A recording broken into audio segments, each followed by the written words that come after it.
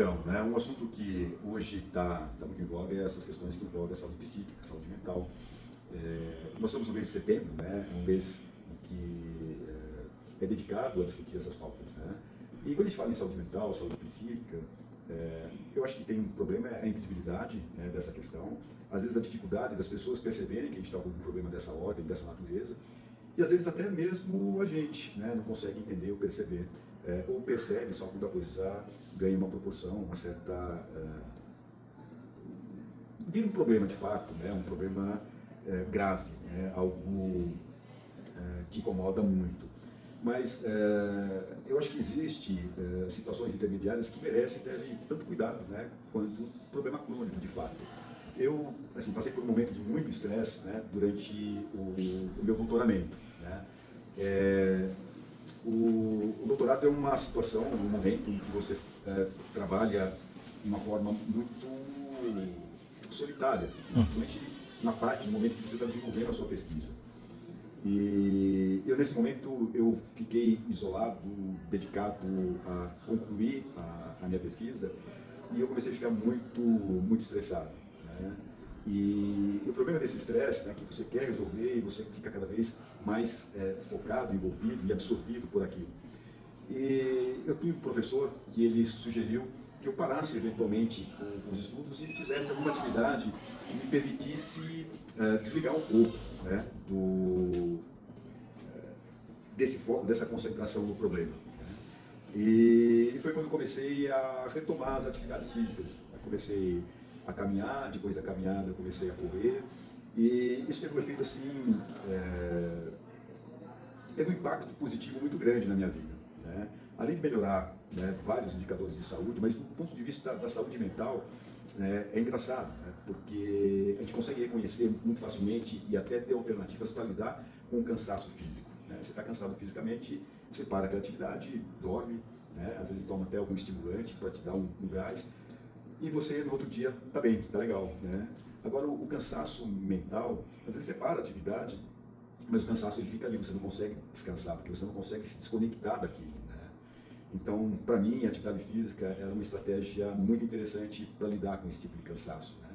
Que acaba gerando estresse, né? Às vezes frustração por você não conseguir cumprir com todas as atividades que você tem para executar. Né? Esse cansaço mental gera improdutividade, ou seja, uma coisa começa a implicar na outra, na hora que você vê, você está com aquela confusão mental, isso gera ansiedade, da ansiedade para a depressão é um pulo.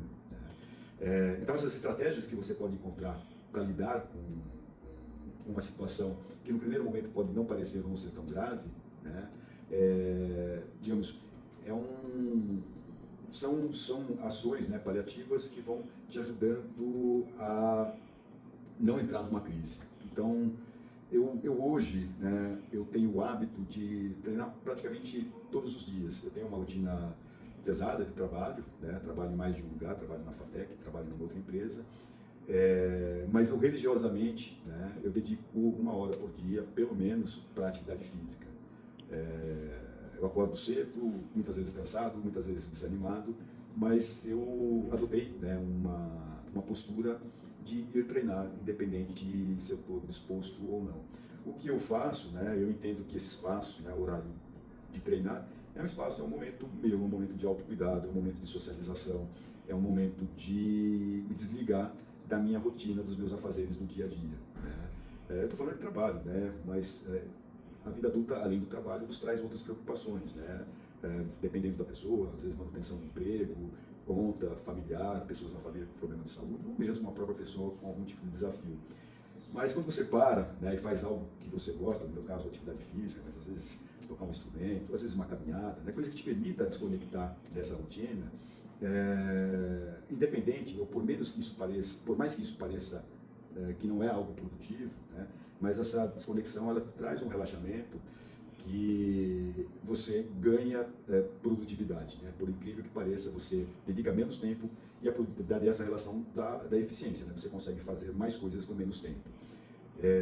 Eu já tive experiências pessoais, né? Então eu falo, puxa, eu estou muito cansado, ou eu tenho muita coisa para fazer, e eu vou ficar em casa para poder dedicar mais tempo e conseguir dar conta do trabalho. Comigo, né? Não sei se geralmente acontece, né? Mas eu vi, né, dividir com outras pessoas e eu vi que é algo recorrente também com outras pessoas. Você fica em casa, né, aquela uma hora que você ia treinar, e aí você, como está cansado, desacelera, demora um pouco mais para tomar um café, ou se distrai com alguma música, alguma coisa na TV, ou por estar cansado, faz um ritmo mais lento, e na hora que você vê, passou aquela uma hora e você não produziu nada de fato. Né?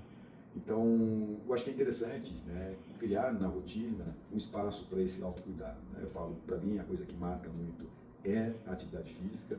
E eu recentemente coloquei uma meta para mim de ler uma poesia por dia. E eu comecei a ler um livro que não tem nada a ver com as minhas atividades profissionais, né? E eu também estou me dedicando para ler pelo menos uns 15, 20 minutos. E a ideia é muito mais me desconectar do que de fato, eu acho que eu vou ter um ganho, né? De aprender algo novo, de conhecer coisas que não estão ou não fazem parte do meu cotidiano, mas mais do que isso, né? Buscar coisas que me dão prazer, coisas que me desconectem, coisas que me deixem ligado à minha essência.